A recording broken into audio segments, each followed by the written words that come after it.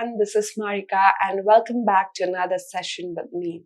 So in our previous sessions, we were dealing with learning, right? What is learning? What is teaching, right? We've also seen the different principles that are involved in the process of learning and in the process of teaching, right? Today, we are going to discuss an important aspect under teaching, which is maxims of teaching. Now, before we move on to what are the maxims of teaching, let us try to understand what is maxim, right? So, maxims are short statements generally referring to a truth, okay? So, in general, we can say that maxims are sayings, okay? It is a saying that refers to general truth related to a particular aspect, all right? Now, when we are talking about maxims of teaching are certain statements that are used in the process of teaching, which generally expresses the truth that is required for the teaching process. All right. So, maxims can also be referred as techniques that can be used in the teaching process. Maxims in teaching are used by the teacher, or it is a general given truth for the teachers to be followed during the process of teaching, which will help the teacher to elicit interest and motivation in the student for learning. So, maxims of teaching are certain accepted truths or laws that are followed in the process of teaching, that is to be followed while teaching by the teacher. So the maxims of teaching helps to make a difficult term, a difficult concept easily understandable by the student. So as I said, maxims are general truth. The maxims of teaching are already stated, right?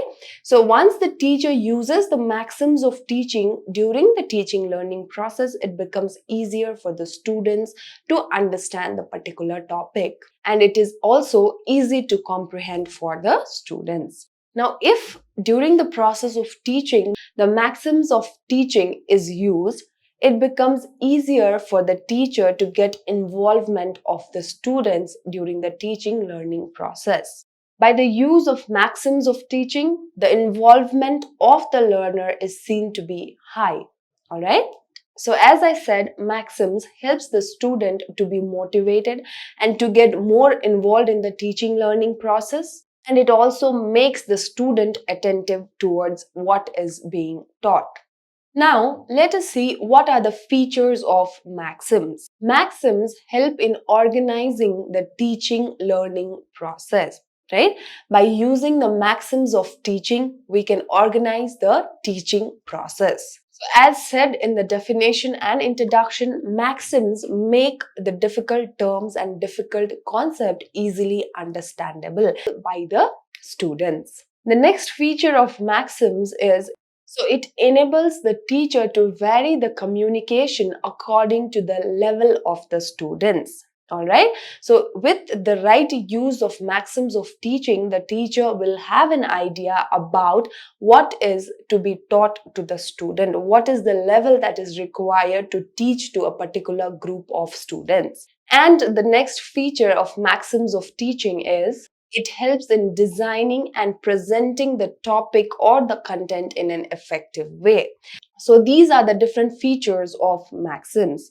So we've seen what is maxim. Maxims are short statements which are general truth for a particular aspect, right?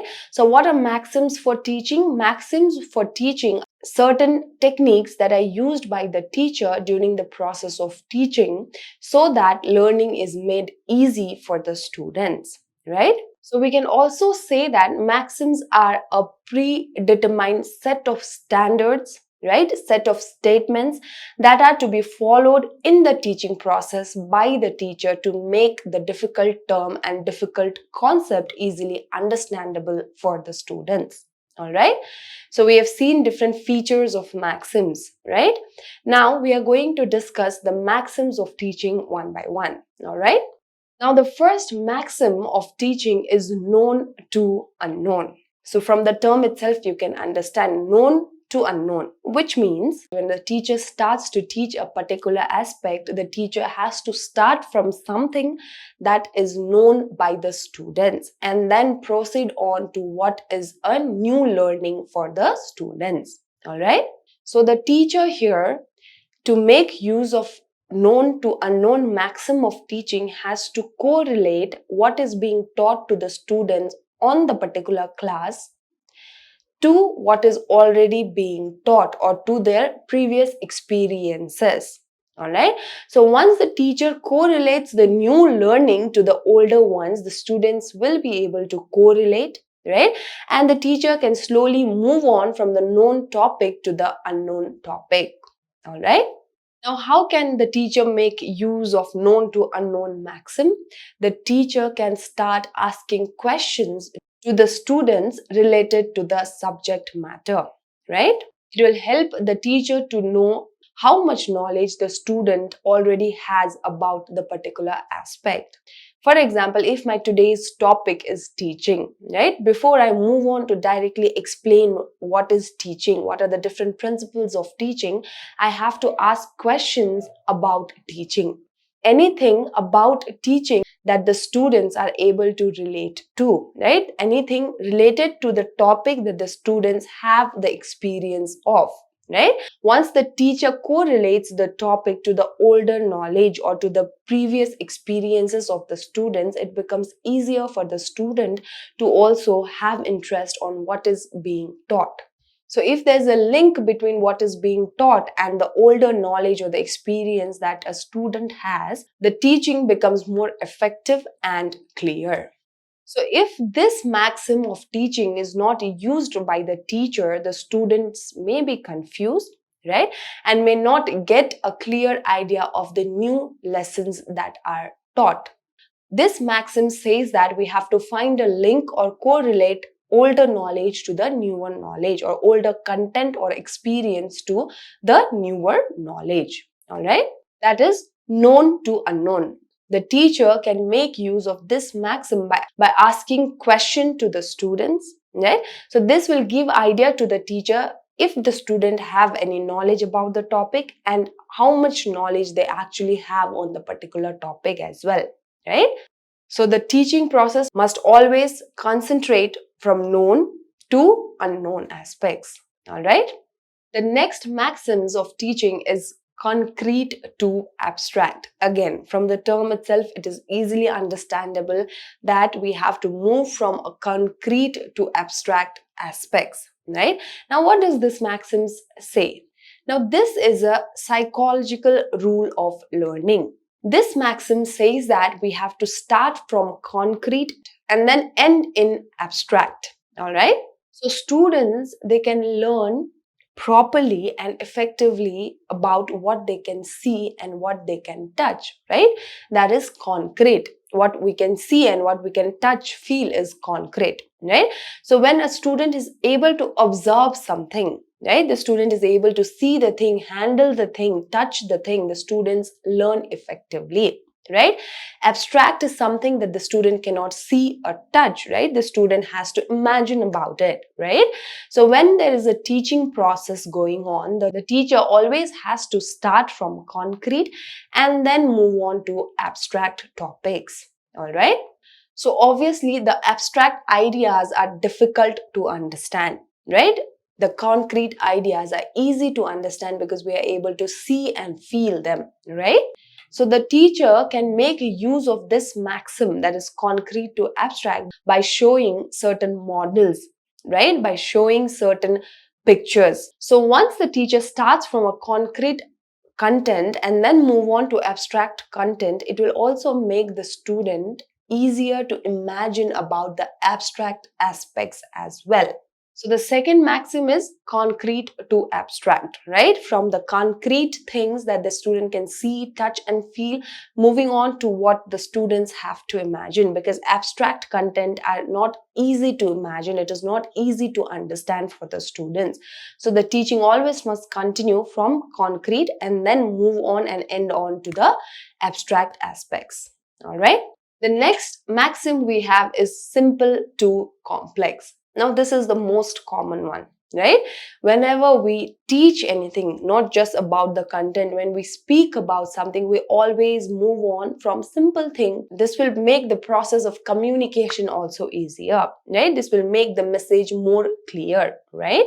This maxim, simple to complex, is also a psychological maxim, right? It is psychological in nature and says that for a child or for any given individual, it is easier to learn simple things, right?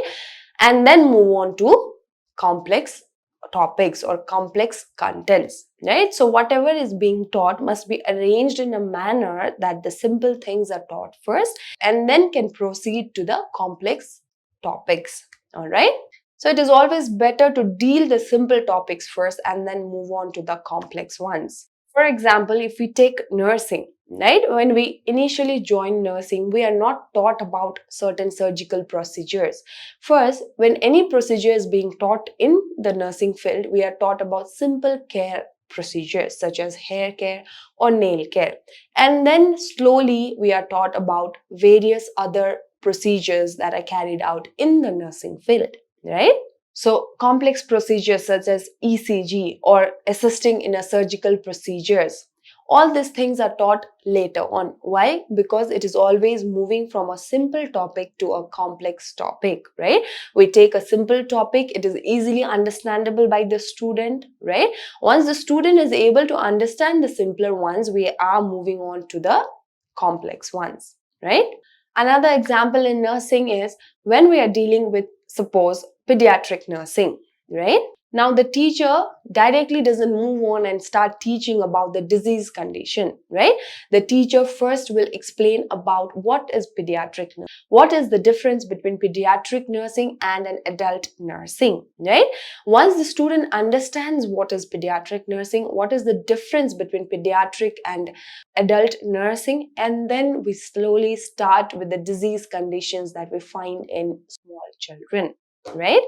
This makes it easier for the students to understand the concept. So it is always best to move on from the simple topics to the complex ones. This maxim of teaching can also be referred to as easy to difficult maxim of teaching, right? Simple to complex or easy to difficult topics. Next one, we have general to specific. Now, again, from the term itself, it is understandable, right? This maxim says that when whatever is being taught to the student, we must proceed from general and then move on to specific parts. Okay, so general rules or general things are to be taught first and then slowly move on to what is specifically to be taught. Now we have another maxim which says specific to general. So first one we have seen, proceed from general to specific, right? So we teach about the general aspects, general rules, and then slowly move on to the specific ones. The second maxim says proceed from specific to general. Now let us see what does it mean. In certain situation, it is important to move from specific to general. All right. So for example, the role of protein in human body is to be specified before moving on to the generalized consequences of malnutrition or undernutrition. Before it is explained to the students about the consequences of undernutrition, we have to specify what is the role of the protein in the body, that is building and repairing, right? So in certain situation and certain lessons, we have to move from specific to general, right? Which means we have to specify a certain thing to the student which is required to make sure that what is general is understood by the students. All right. So here we have discussed two different maxims. The first one is general to specific and second one is proceed from specific to general. So there should be no confusion. In the first one, in most of the aspects in teaching, we take from general to specific. We give a general idea, a general rule about a particular concept or a particular topic, and then we move on to the specific ones, right? But in some situations, we have to also move from specific to general. Another example from specific to general is when we are talking about anemia, right? When we are teaching about anemia and the consequences and the complications of anemia, we have to specify the function of iron in our body. right? Until and unless the students have the idea about what is the function of iron in human body, the students will not understand the complications of anemia, which is actually caused by deficiency in iron. So in some situations, we might also have to deal from a specific aspect to the general aspect. All right. Next one, we have indefinite to definite. Now, in this, we have to understand the ideas that any students have in general, right? Initially, is always vague and it is indefinite. The students will not have a definite idea about a particular topic, right? It is vague and it is indefinite, right? So through teaching process, the teacher have to make sure that these ideas that the student have, which is indefinite, which is unclear, right, which is vague, it must be made clear, it must be made precise and definite. Now for this, the teacher can adopt various methods of teaching which is suitable for the classroom, right? So it is the role of the teacher to make the indefinite and vague idea of the students to a definite and clear ideas. So the teacher can use appropriate AVAs and proper method of teaching in order to make sure that the ideas that the students have are made clear and understandable. All right. Next one, we have empirical to rational. Now, what is empirical knowledge? Empirical knowledge is the knowledge that is gained by observation and experience, right? And what is a rational knowledge? A rational knowledge is which has a scientific background, right? Empirical knowledge and rational knowledge, which does not have any scientific background, right? But the empirical knowledge is based on observations and experiences, right? But it lacks scientific background. The rational knowledge does not lack scientific background. It is based on various scientific experiments and research, right? Obviously, the rational knowledge is more dignified than the empirical knowledge, right? So the teacher must always proceed from empirical knowledge to scientific or rational knowledge. All right. The next maxim that we have is whole to parts. Okay, whole to parts. All right. So this maxim says that children can understand about a concept or a topic when it is taught as a whole and not in parts. And it is a very important maxim of teaching. This maxim says anything that is taught to an individual, if it's a whole, it is easy for the students or the individual to understand rather than teaching them in parts. So now, as especially if we talk about nursing, we have topics that are very vast, which is not possible for the teacher to deal in a particular session, right? To give the whole idea about a particular disease condition or a particular aspect. Now, what can a teacher do for such kind of thing? Now, the teacher first have to give the whole idea about the concept or the topic and then divide it into the parts. So the teacher has to present the whole idea first and then go into the parts of the particular aspect if it cannot be completed in a particular session, right? A simplest example I can give for this from whole to part is if there is a poem that is to be taught, right? The teacher first has to read out the entire poem to the students, right? So that the students have an idea about the poem and then divide it into separate parts and explain one part each time. All right. If there's any concept or any topic that cannot be dealt as a whole in a particular session, the teacher first has to present the idea as a whole concept and then divide it into different parts, take each part in an organized manner and then explain it to the students. The next maxim we have is analysis to synthesis. Now let us try to understand what does the term analysis means and what does the term synthesis means. So analysis here means breaking the problem into small parts.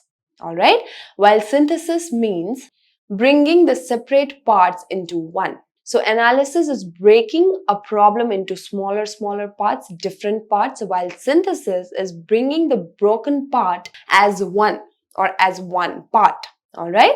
So now here analysis to synthesis means the teacher has to break down the topics, the contents or the units and then bring the whole concept together. So if there is a complex problem or a complex topic that is to be dealt, the teacher has to divide it into smaller problems, right? Smaller or easier topics, right? And then bring the whole unit together. All right, so in the previous one, we have seen from whole to part, right? Which means the teacher has to present the entire idea first and then take the separate parts and explain it to the student. Here we are talking about analysis and synthesis. Analysis is breaking down it into smaller pieces and then bringing it back as a whole unit. All right, so the teacher has to follow analysis to synthesis as well. Next maxim that we have is overview to detail. All right, overview to detail. So it is believed that the students or the individuals can comprehend the topic or the lesson properly if it is taken from an overview to detail. So, for example, while teaching about the instruments that are used in endoscopy, right? Suppose there is a teacher who's teaching about the instruments that are needed to perform an endoscopy procedure. Before the teacher directly moves on to the functions of each and every instrument, the use of each and every instrument, the teacher first have to at least list out the names of the instrument and show the instrument to the students, right? So the teacher has to give an overview of the particular instrument. Like, for example, the teacher has to say the name of the instrument and then the teacher can move on to the function or how can it be used or handled during the procedure of endoscopy, right? So before moving on to the detailed explanation of certain thing, the teacher has to give an overview of the particular topic, right? So before teaching about in detail about any topic, the teacher has to give an overview, give an introduction about the topic, and then move on to the detailed explanation of the particular topic. And the last maxim of teaching we have is psychological to logical. Now, this is the fundamental approach of learning, all right? So, maxims like concrete to abstract and simple to complex is based on this maxim, right? We've seen simple to complex or concrete to abstract are psychological in nature, right? So, all those are based on this last maxim, that is psychological to logical. Now, what is psychological and what is logical? Psychological aspects takes into consideration the interest of the students, the abilities of the student, the recalling abilities of the student, the capacities of the students, and the reactions of the students. All right, these are the psychological aspect that is considered in maxims of teaching. Right now, what is logical aspect? Logical aspect deals with systematic arrangement of the content, how the content is being delivered by the teacher, whom is the teacher delivering the content, or the decision about when to teach the student or how to teach the student. So logical aspect is concerned with the teacher. It is teacher centered, whereas psychological aspect is student centered. All right. As we have discussed in teaching and the principles of teaching, we have seen that the teacher must always consider the capacities, the interest, the abilities, and individual differences of the students, right? So psychological aspect focusing on each and every student, their abilities, their interests, their capacities, their recalling abilities, etc., the individual differences of the student. Right? And logical aspect, it is teacher centered and it focuses on the teacher, about the content, about the process of teaching. All right. So a good teacher must always be sensitive towards the individual differences of the students. And during teaching, the teacher has to consider the psychological aspect and then only move on to the logical ones. So that brings us to the end of maxims of teaching. So for today's class, we have discussed what are the different maxims of teaching. What are maxims? Maxims are certain short statements that usually refer to general truth, right? So maxims of teaching are the truth or the techniques that are to be followed in the process of teaching so that teaching is made understandable, so that what is being taught is easily comprehended by the learners. All right. So we have seen there are different maxims of teaching. Right? And those maxims are to be used in the teaching learning process. I hope the class was helpful and I'll see you all in the next session where we will be discussing about classroom management. Thank you and have a good day.